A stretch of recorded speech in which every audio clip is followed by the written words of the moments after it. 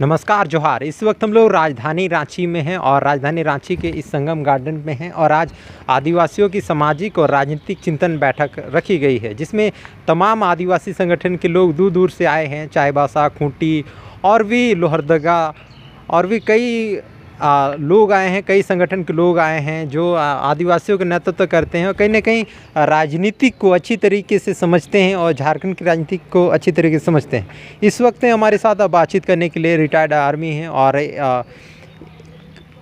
आदिवासी जन परिषद से जुड़े हुए हैं, यानी संगठन से भी जुड़े हुए हैं, आदिवासी हित में काम करते हैं और तमाम चीज़ों को जानते हैं। तो हम वार्ता करेंगे आज सामाजिक राजनीतिक चिंतन की बैठक क्यों ज़रूरत पड़ी। आज हमारा राजनीतिक में ज़रूरत इसीलिए पड़ी कि आज 76 साल हो गया, लेकिन हमारा आदिवासी समाज ही नेतृत्व करने में पीछे रह गया। जैसे कि 1952 में पहला चुनाव हुआ, उसके बाद से लगातार हमारा 47 सांसद चुन करके संसद भवन में जा रहे हैं, लेकिन आदिवासियों के हित के बारे में आज तक किसी 47 सांसदों में से बढ़ चढ़ करके हिस्सा नहीं लिया।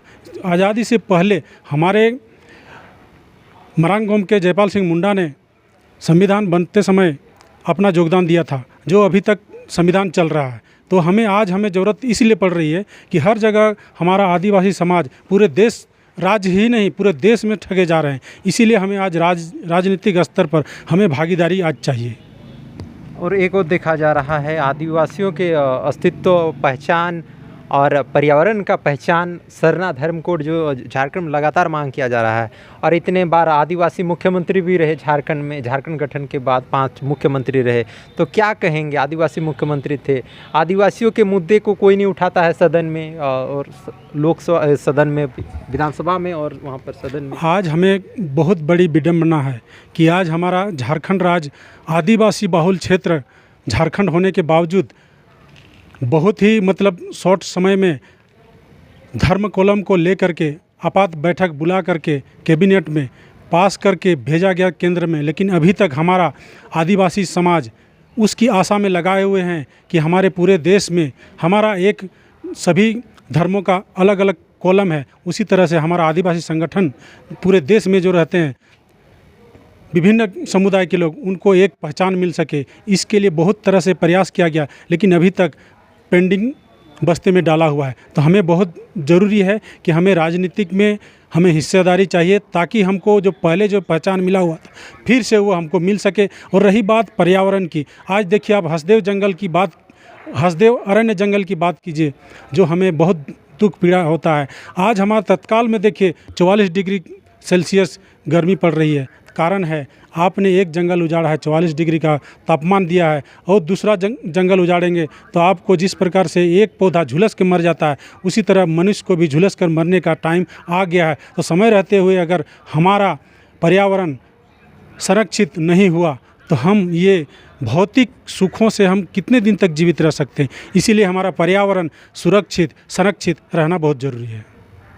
और बिल्कुल और पहचान लगातार कहीं ना कहीं आंदोलन करते हुए आदिवासी दिख रहे हैं। तो फिलहाल राजनीतिक बात करेंगे, क्योंकि राजनीतिक चिंतन की आज बैठक रखी गई है। तो क्या कहेंगे, आदिवासियों को एक नया राजनीतिक पार्टी तलाशना चाहिए और उस पर पूरी मजबूती से खड़े रहना। बिल्कुल, आज हमें नेतृत्व की ज़रूरत है, जो हमें राज्य ही नहीं पूरे देश में हमें नेतृत्व करता चाहिए। और हमें आभास हो रहा है कि हमारा आदिवासी समुदाय को राजनीतिक स्तर पर हमारे समाज को नेतृत्व देने का ज़रूरत है। जो हमें हमारा जो पहचान जो मिटाया जा रहा है उसको फिर से लागू किया जाए। तो एक ही मकसद है कि राजनीतिक स्तर पर हम अपना भागीदारी करें और नेतृत्व हमारा समाज का कर सकें। जो हमारा मौलिक अधिकार है, संवैधानिक अधिकार है, जो भी हमारे संविधान में निहित कानून बने हुए हैं, उसको हम हमारे समाज में लागू कर सकें। जो बाकी अन्य समाजों में जो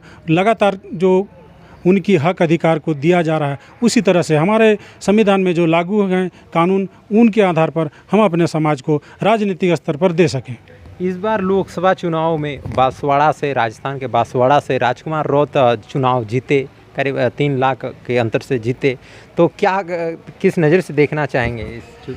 हम बहुत खुश हैं कि राजस्थान के बांसवाड़ा लोकसभा सीट से हमारे राजकुमार रौत बहुत 3 लाख वोट के अंतर से जीते हैं, तो मैं उनको आज झारखंड की इस धरती से मैं उनको दूर से धन्यवाद देना चाहूँगा कि अपने हौसला और जिगरी दिली को सामने रख करके अपने समुदाय के साथ अपने नेतृत्वकर्ता को निखारा और अपने हक अधिकार के बारे में अपने आदिवासी समुदाय के बीच में पूरी तरह से जानकारी दिया, ताकि उनको पता चल सके कि हमारा समाज आज बहुत पिछड़ा हुआ है। ताकि हमारी अगर नेतृत्व मिलता है तो हम इस आपकी कमी को हम संसद से लेकर सदन से लेकर सड़क तक हम आपकी बातों को रखेंगे, ताकि जो केंद्र में सरकार बनेगी उनको हम आंख दिखा करके बात कर सकते हैं कि हम आदिवासी समुदाय के जितने भी हक अधिकार हैं वो हमको देना पड़ेगा, क्योंकि हम भारत के पहला नागरिक हैं और हम इस देश के मालिक हैं। चलिए, धन्यवाद। अभी थे रिटायर्ड आर्मी हैं और एक समाज सेवी हैं और आदिवासी जन परिषद के सदस्य भी हैं और संगठन के तौर पर काम करते हैं। इन्होंने कहा कि इस बार कहीं ना कहीं राजनीति इतने आदिवासी बाहुल राज्य झारखंड में, और यहाँ पर राजनीतिक पार्टी का उदय इन्होंने कह दिया है कि उदय बहुत जल्द होने वाला है और बिल्कुल क्लियर भी हो जाएगा कि एक नया राजनीतिक पार्टी कहीं ना कहीं इस बार विधानसभा चुनाव में देखने को मिलेगा। क्योंकि कई ऐसी पार्टियां हैं झारखंड में, अब जीतती तो है लेकिन आदिवासियों के मुद्दे को आप जानते होंगे किस प्रकार नहीं विधानसभा में रखती है, नहीं लोकसभा सदन में रखती है। तमाम मांगे हैं, बातें हैं।